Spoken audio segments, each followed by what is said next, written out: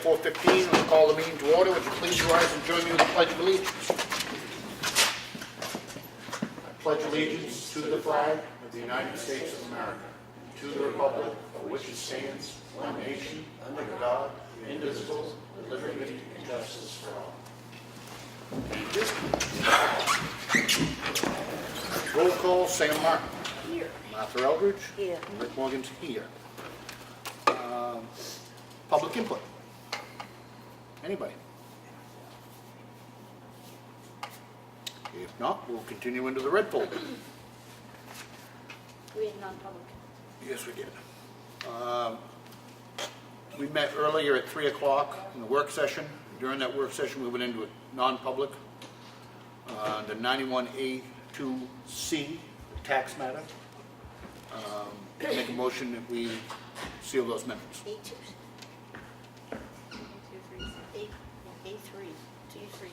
A32C. Yep. I made a motion. Second. All in favor? Aye. Aye. We have minutes. This is from the Selectmen's meeting and public hearing, which occurred on February 25th. I make a motion we accept them as printed. Second. All in favor? Aye. Aye.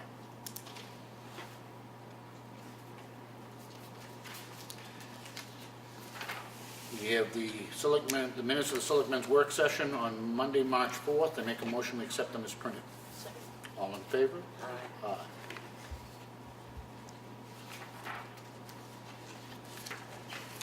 We have the minutes of the Selectmen's meeting, which occurred on Monday, March 4th. I make a motion we accept them as printed. Second. All in favor?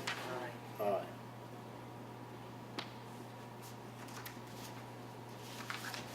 And we have the minutes of the Selectmen's non-public and work session on Monday, February 25th. I make a motion we accept them as printed. Second. All in favor? Aye. Aye. It may seem at times like we blow through this stuff, but we've all individually had a chance to read everything that's in the red folder before the meeting, so. We have the payroll reimbursement request from Water and Sewer, week ending 3/9, in the amount of $3,591.98. I make a motion we sign it. Second. All in favor? Aye. Aye. We have the check voucher totals. Payroll for week ending 3/9 was $43,945.16. We had accounts payable for week ending 3/4 in the amount of $35,984.35, for a total disbursed of $79,929.51. Additionally, we had water and sewer accounts payable, which we track separately, in the amount of $4,819.37. I make a motion we sign. Second. All in favor? Aye. These are the check voucher totals. There's a multi-tier review of every bill as it comes in. This is the final compilation, if you will, that they're put into batch totals.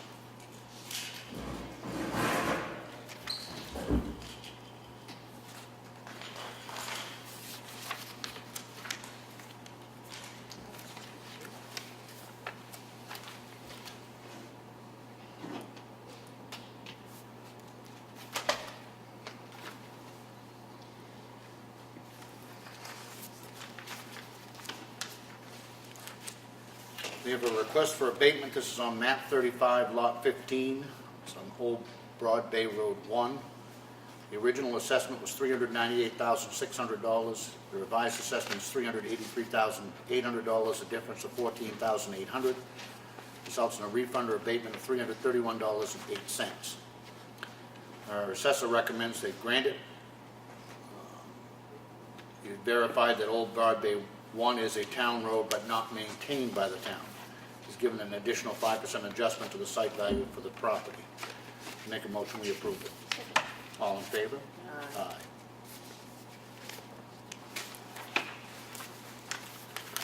Second one, the same thing, is map 35, lot 12.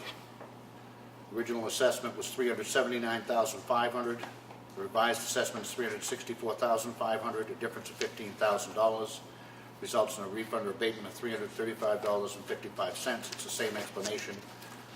They were given a 5% adjustment because it's a town road but not maintained. Make a motion we approve. Second. All in favor? Aye.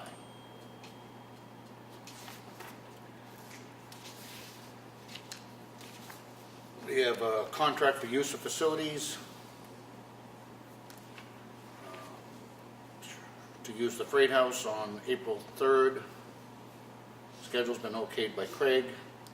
I make a motion, we approve it. Second. All in favor? Aye.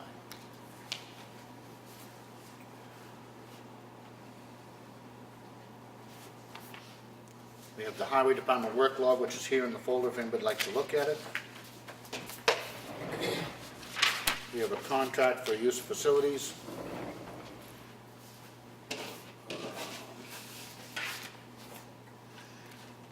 To use the Freight House for a sexual assault resource team meeting. Schedule's been okayed. I make a motion, we approve it. Second. All in favor? Aye.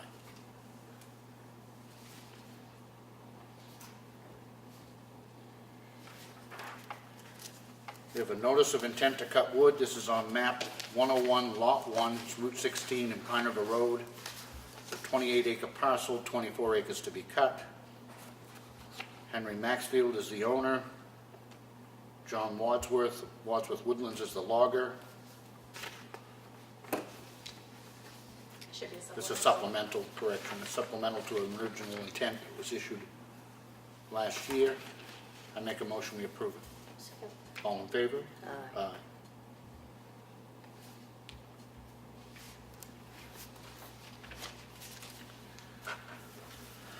We have an application for an elderly exemption. It's been reviewed by our assessor. Person meets the requirements. I make a motion, we approve it. All in favor? Aye. Aye.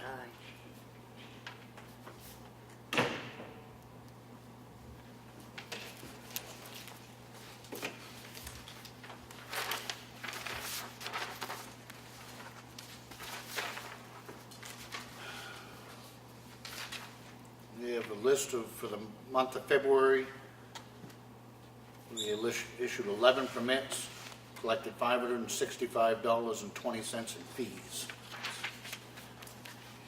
There's a letter going out, which we had previously decided to do, and it's to Gary Wallace. We'd like to extend our appreciation to you for the donation of the Pineland Hall Movie Theater posters. We are indeed grateful to you for this donation, as they are a great piece of town history. We have since preserved and framed them, and they are now proudly on display at the Town Hall. On behalf of the town of Ossipee, thank you. I make a motion, we sign it. Second. All in favor? Aye. Aye. There are several of the posters which are now up and are a really neat part of the town history, and in particular the history of this building. We have a notice of intent to cut wood. This is on map 8, lot 18, Bear Camp Highway. It's on Route 25. It's 8.9 acre parcel, 8.9 acres to be cut. Leo Mastranzi is the owner. Western Maine Timberlands is the logger. The taxes have been paid. I make a motion, we approve it. Second. All in favor? Aye. Aye.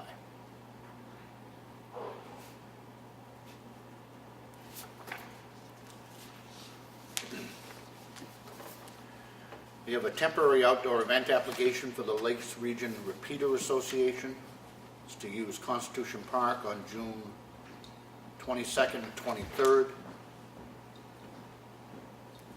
It's been through all of the departments, all have signed off on it. It's an amateur radio called field day. I make a motion, we approve it. Second. All in favor? Aye. Aye.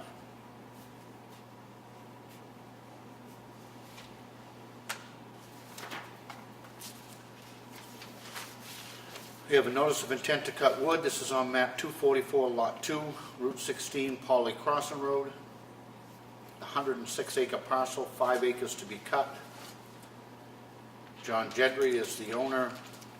Tom Fadden is the logger. The taxes have been paid. I make a motion, we approve it. All in favor? Aye.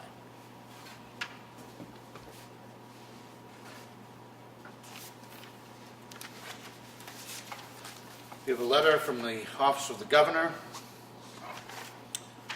dated February 27th, to whom it may concern. Last week I presented my budget with a focus on strategic investments and, among other things, education, justice, and public safety, environmental stewardship, economic stability, and mental health. By balancing the realities of the present with the needs of the future, we build a strong foundation for the next generation. My budget adheres to the tax cuts already established by law for the next 2 years. Tax relief works and grows our economy. High taxes come at the high cost of the erosion of our state's economic competitiveness. We should not and cannot turn back now. While the details of the budget, House Bill 2, are expected to be available online by the end of this week for your review, I wanted to make you aware of one investment that is included in my proposed budget that may be of interest to you. As you know, maintaining our New Hampshire dams is not only crucial to ensuring the safety of Granite Staters, but also preserving the many benefits they provide to communities across the state. That is why I have dedicated $6.8 million in one-time funds in my budget to repair several red-listed state dams to ensure that they can continue to be a fundamental resource for New Hampshire. I am excited to inform you that this round of repairs includes the reconstruction of the Ossipee Lake Dam. Please share this good news with residents of Ossipee and others who you think would be interested. Let's work together to get this done. Either I or a member of my team will plan to follow up by phone next week to help put a game plan together. Sincerely, Christopher Sununu, Governor. I know that plan's been in the works for some time, and it's good to see that the funding is there and going to happen.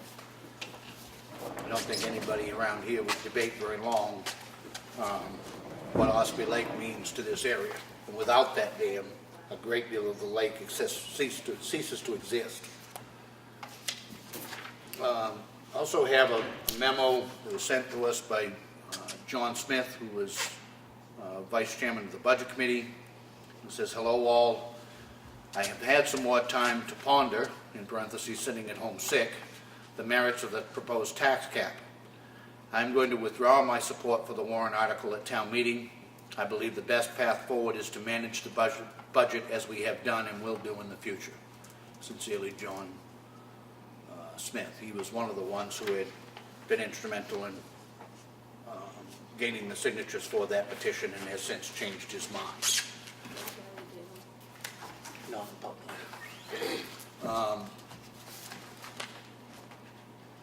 We also have a copy of the paving projects provided to us by the Public Works Director. It shows, dating back to 2009, all of the projects which have been done and what they've cost. And in 2019, the proposal is to do Ossipee Lake Drive, shim and overlay. That'll use 485 tons at $36,375. County Farm Road and overlay of 185 tons or $13,875. Ossipee Mountain Road 3, which is to shim, and Ossipee Mountain Road 2, grind and base pave, that will use 750 tons at $56,000, an additional $46,000 in grading, and $127,000 in base pavement. If all goes as planned, we'll use 3,120 tons of asphalt at a cost of $280,200. It gives people an idea of what and where that particular warrant article is spent each year. And as it said, it dates back to 2009 and is here if anybody'd like to look at it. These reports are going to start showing up on the different departments on the website, so the taxpayer has an idea of what the departments are doing. While we're talking about the budget, and some of you may have watched in the previous meeting and have seen some of the articles in the paper, there was a concern about what I have called, and I will continue to call, arbitrary cuts to the town budget by the Budget Committee. We do what's called a zero-based budget, which is a line by line, and every one of the budgets have anywhere from 20 to 40 lines, depending on the department, where each item is broken out, and that budget is reviewed by the Board of Selectmen and then by the Budget Committee line by line. When you do a zero-based budget, you're supposed to break out those lines, but once you agree with that line, whatever those lines total up at the bottom, it is what the budget is.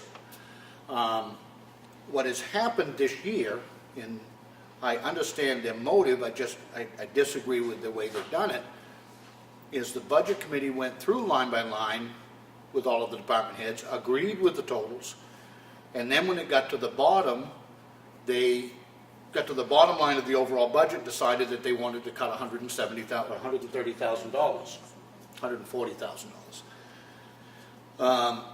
So then they just simply went and attached that to several different departments. They cut $8,000 out of the selectmen's office, they cut $5,000 out of the tax collector's office, they cut 5,000 out of recreation. $5,000 out of recreation, $10,000 out of the police department, $70,000 out of the highway budget, and $30,000 out of the transfer station.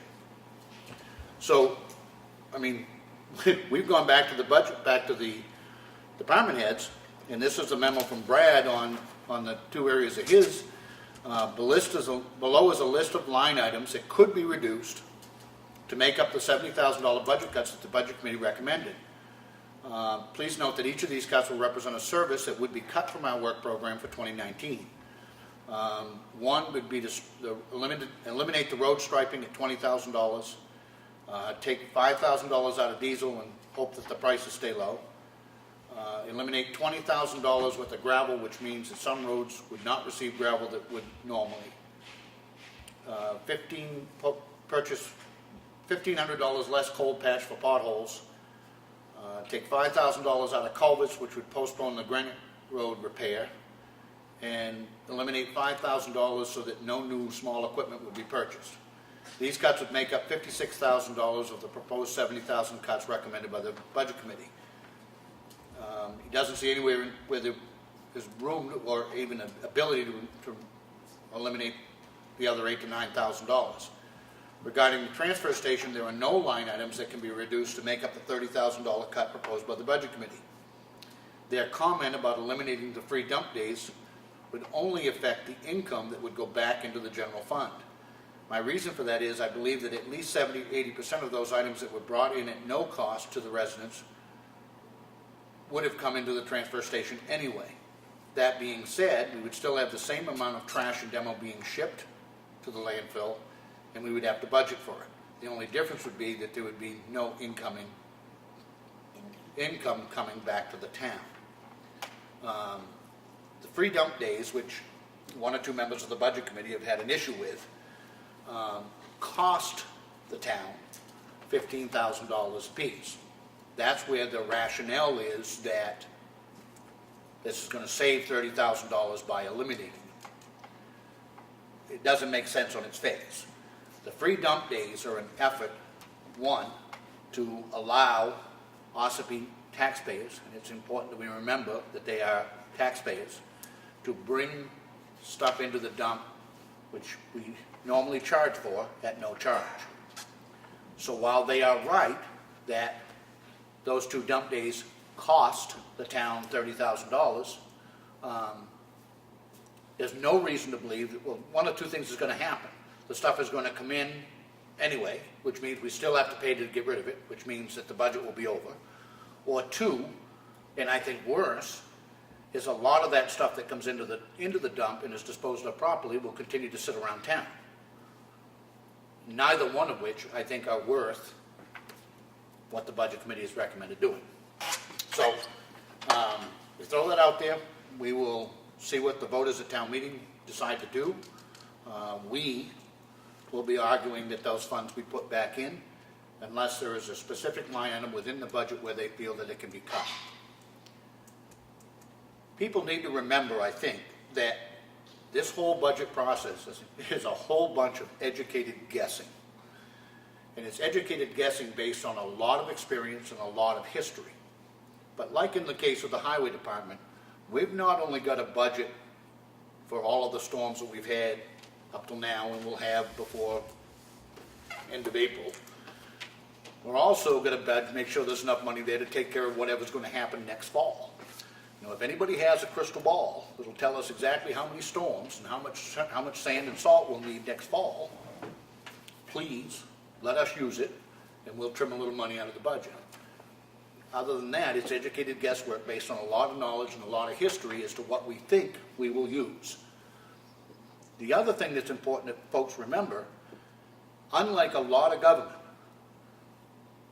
in November, usually back starting in October, the board puts a brake on all discretionary spending, because at that point of the year, we're trying to make sure that we don't go over that bottom line.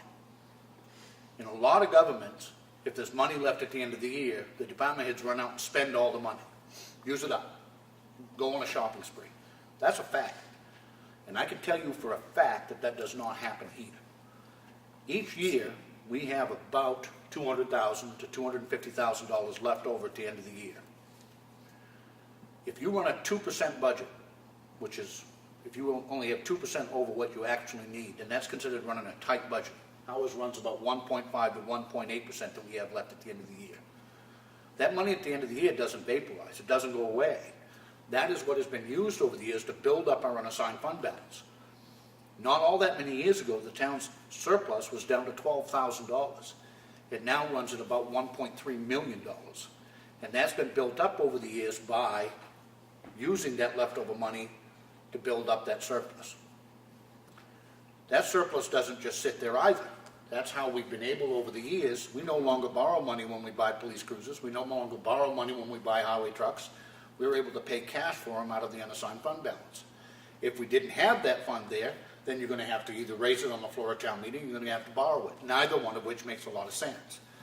So my point being in this whole process is there's a whole lot that goes into it, but at the end of the day, even if a budget has money left over, that money just doesn't vaporize, it doesn't go to waste. It goes into the unassigned fund balance, and we use it the following year to either offset taxes or purchase things like we are purchasing or propose to purchase this year. Either way, it's a good system, but if we run the budget tighter than what we are right now, let's presume for a moment that these $140,000 cuts survive, historically speaking, we can probably cover that. And I say probably cover that if we don't have a really bad late fall. To do that will then simply mean that you'll have virtually nothing left over to put into your unassigned fund balance, which will simply haunt you next year. I hope all of this makes some sense, but I will tell you that if you look at what we've done, and we're going to have some graphics thanks to Sam and Ellen that will be up and posted tomorrow. If you look at what we've been able to do with the town tax rate, it has stayed very, very, very stable. The graphic also shows what's gone on with the school tax rate, and it's not quite so stable. If you look at what we've been able to do, and if you look at the town in 5-year blocks, because we have to reevaluate in 5 years, the town's tax rate has stayed very, very stable. And I hope, with explanation, that the people at town meeting will restore the money that was cut, and we'll take it from there. So, you want to add to that? Yeah, I want to thank Chief DeShane. Again, we've had another threat at the school. They are hard into their overtime. I would think twice before I cut their budget. We need to protect our children and our citizens, but most importantly, the children. And thank you. The officers were wonderful this morning with the children. Thank you. Someone came by and took one of the officers' hand and asked him if he would walk with him, and he walked him out to recess. That's great It to was hear. great to see him. So thank you so much. You're very welcome. You want to add to that, Martha? I would like to take a second to thank Rick for all he's done in the 6 years he's been here. I'm not quite sure how we're going to do this without him. He has a big head. I'm not sure how he gets all that stuff in there. His memory is phenomenal.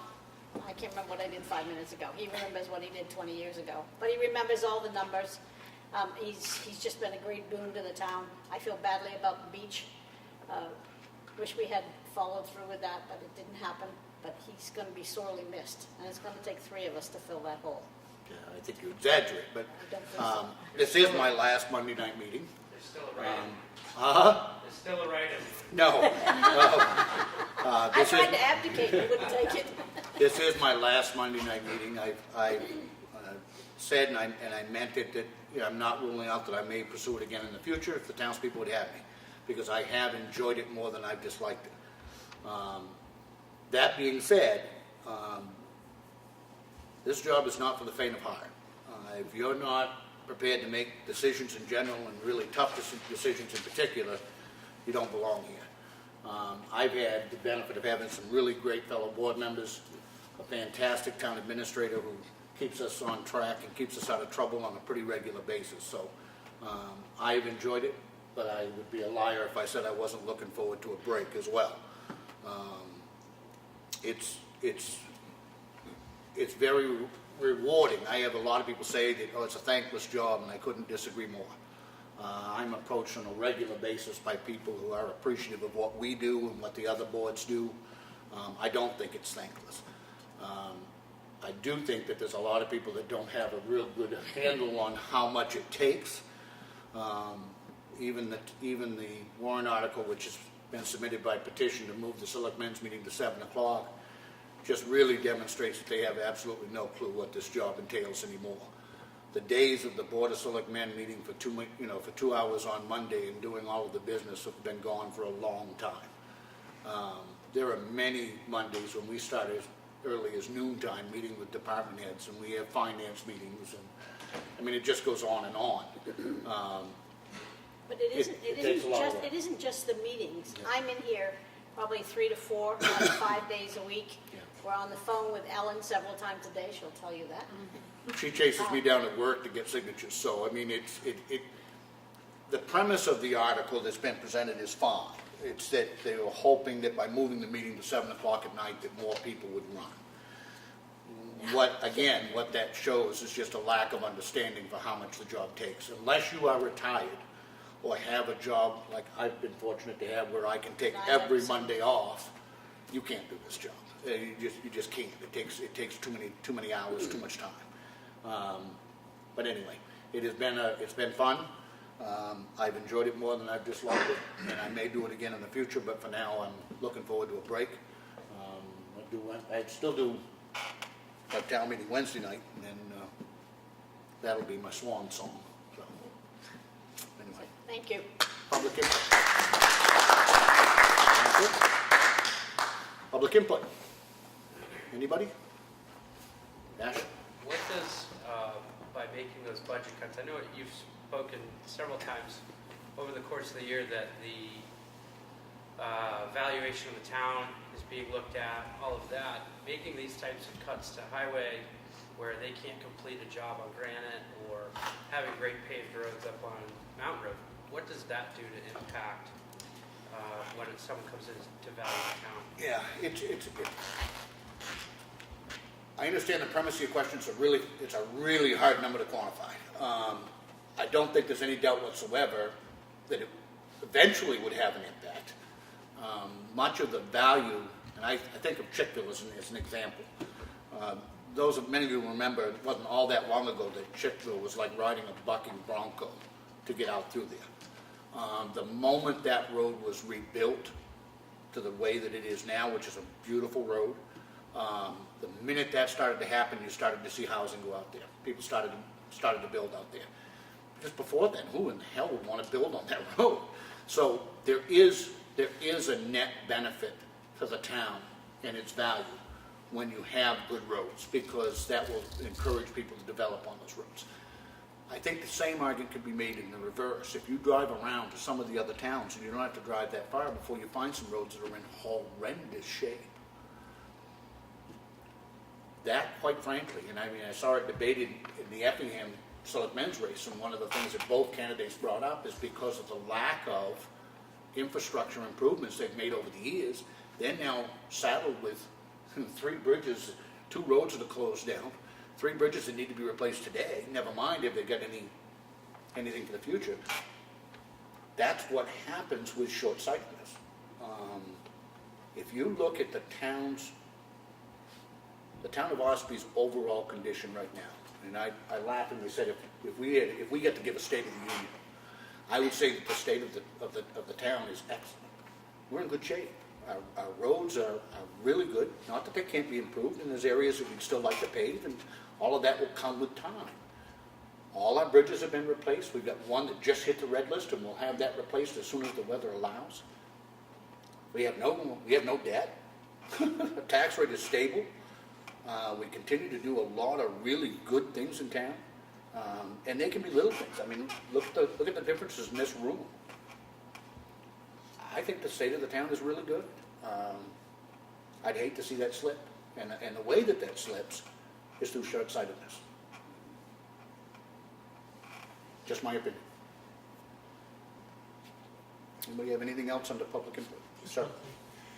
To continue with your short-sightedness, the whole cutting $30,000 from the dump fund by eliminating 2 free dump days, I think a high percentage of that trash is going to end up out on Archer Pond Road, joining all the rest of it, mattresses, computer monitors, tires, and every other, refrigerators that are out there lining it now. It gets worse and worse almost every time I go out there. That or out beside Old 25, both of those are dump annex.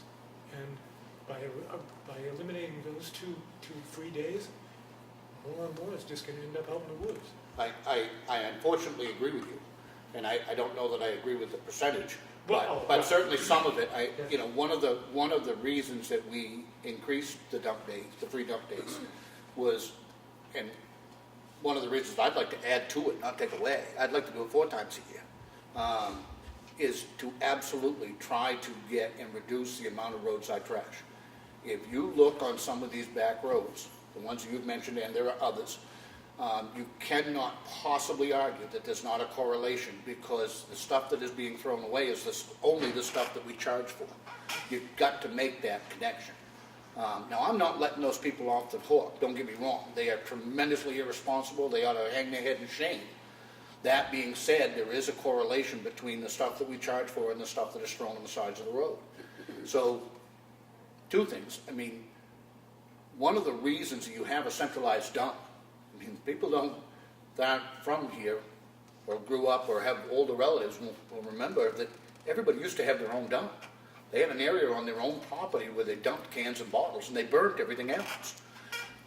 When they got away from that and went to a municipal dump, was to try to, 1, to put a stop to that, to having stuff buried all over town, and 2, to bring it into a central area where you can then responsibly get rid of the stuff. All of those things are reasons to get that trash to that central location. The free dump days, and if you look at the stuff that's brought in, and I think we need to remember that that stuff was all over town. Whether it's old refrigerators or washers and dryers or whatever it is, that stuff was all over town. Let's get it to where it belongs and get it properly disposed of. A couple of side articles on that. I mean, think about the old refrigerators that used to be all over the place. Refrigerators that had locking doors. How many kids died in those around the country? Not that I can remember here, thank God. One of the first things that happens when it comes into the dump is the door's taken off. I mean, there are reasons to get that stuff away from hanging around the back of somebody's garage. So, again, I think you're right. It would be short-sighted. And in the end of the day, what do we actually save? I don't think you save anything. I don't think you save anything. We have the benefit of having some very, very responsible department heads, many of whom are Ossipee taxpayers. The majority of them are Ossipee taxpayers. There's not... One of the budget committee members was quoted in the newspaper as saying that there was $30,000 worth of fluff in the highway budget. My simple statement would be, okay, identify it. You've gone line by line. Which line item do you think the fluff is in? But even taking that on its face value, then what you've said by arbitrarily taking $70,000 out is that we're going to take $40,000 away that you needed. Neither one of those statements make any sense. It just doesn't make any sense. If anybody wants to identify within the budget where they think it can be cut, then let's have that debate. We'll have that debate on the floor of town meeting and let the townspeople decide. That's the process. What I despise is when it becomes an us versus you issue. We're all taxpayers. We don't want our taxes going up any more than anybody else. We work really, really hard to keep the tax rate down while continuing to deliver the level of service that the taxpayers have come to expect and enjoy. You can always save money. We can cut $100,000 out of the highway budget. We can always save money, but with that savings comes a cost. Do you want your road plowed in 2 hours, or do you want it to take 4 hours? There's always a cost associated with those cuts if you're going to cut services. Doesn't make any sense. in a $6 million budget. Doesn't make any sense. Anybody else under public input? Tomorrow, obviously, is voting day. I encourage, no matter who you're supporting or what you're supporting, I certainly encourage everybody to get out and vote. The polls are open here from 10 to 7? 10 a.m. till 7 o'clock tomorrow evening. And then our deliberative or money portion of the town meeting is Wednesday evening, starting at 6:30, correct? And again, encourage as many people as can to participate and come. This board, nor any other board, doesn't get to spend not one single penny that's not first approved and appropriated by town meeting. If you have an opinion, that's the time. Come and share it and let the votes be where they will. So, I have a question for Brad. When are we gonna be posting the roads? That's what I was gonna bring up next before the meeting got over. Okay. I think this week we're absolutely fine, because it's been so cold so long, you're not gonna have a warm-up this week, we're gonna be fine. I have had conversations with a number of loggers asking that question, and I've been telling them that, this week is obviously gonna be fine, so we're gonna go at it probably week by week or day by day as we get further into March here. So I wanted to bring it up to you guys tonight to give you a heads up on that, and to see if you would authorize us to, that if we saw a drastic warm-up, say in the middle of the end of next week, that we could post them, and as soon as we decide to, we let Sam know to get it on the website, and we get it out in the papers as soon as possible and stuff like that. But we would also notify all of the loggers, stuff that we know are going on in the area. We know where they are right now. We'd go, door to door with them basically to give them a heads up and stuff. And we let them all know too. We'll work with them too. do you have a date certain, Brad, when you know they will be posted? Well, I'd say definitely by the, well before the end of the month. I'd say All right, so we should be able to get through this week and next week, I think, fairly good, but then we're probably looking at. Well, what I'm wondering is if it would be better to do let us vote on a date certain, with the caveat that it may in fact be posted early if weather dictates that. Yeah. Let us get that information out. Yeah. I don't wanna wait till the end of the month. It's gonna get really warm this week. We're gonna have a lot of crap on the top of the roads. It's gonna get We've always left it to them to decide when it Right. needs to be done. It'd I know, definitely be maybe you before noticed the end of the month. there's a lot of towns that have already posted. Yeah. Some of them do it just by the date anyway, regardless of what the weather's been. Because we try and do work along with the weather forecast and stuff, so. I haven't really seen next week's long-range forecast yet to see what the temperatures are gonna be. I know it's warming up this week. I'd like to think we'll get through next week and possibly set it up for a week from Monday. In 2 weeks closer, we should put it at Yeah, today's it's the gonna be in 11th, the 25th, maybe the 23rd, you said? 25th. 25th. It's gonna be in the 40s. It's gonna be 55 on Friday, it's gonna be in the 40s the rest. The only day that's gonna be colder is Sunday, which is the 38th, the rest are in the 40s. What's it getting down to at night though? Yeah, that's the key. Tomorrow night will be 15, 25, 37, 34, 22, 17, 20, 21, 27. Yeah, that's kind of, for this week, I knew we were pretty good. It's really next week what I'm not sure about, so. I make a motion that we post the roads effective March 25th with the caveat to allow Brad to post them early if weather should dictate. Second. Any discussion? All in favor? Aye. And we'll keep you informed, yeah. Yep. And we're advertising that it's going to be posted on the 25th, but Yeah. if it changes early, then I would certainly get it to Sam, get it out on the website. Yeah. Okay. Anything else? Ed? School board, tonight, 7 PM. Carpenter School, Wolfboro. Okay. School board meeting tonight, if anybody is so inclined. Powers out. Hmm? Powers out, where I go, I'm just gonna lose.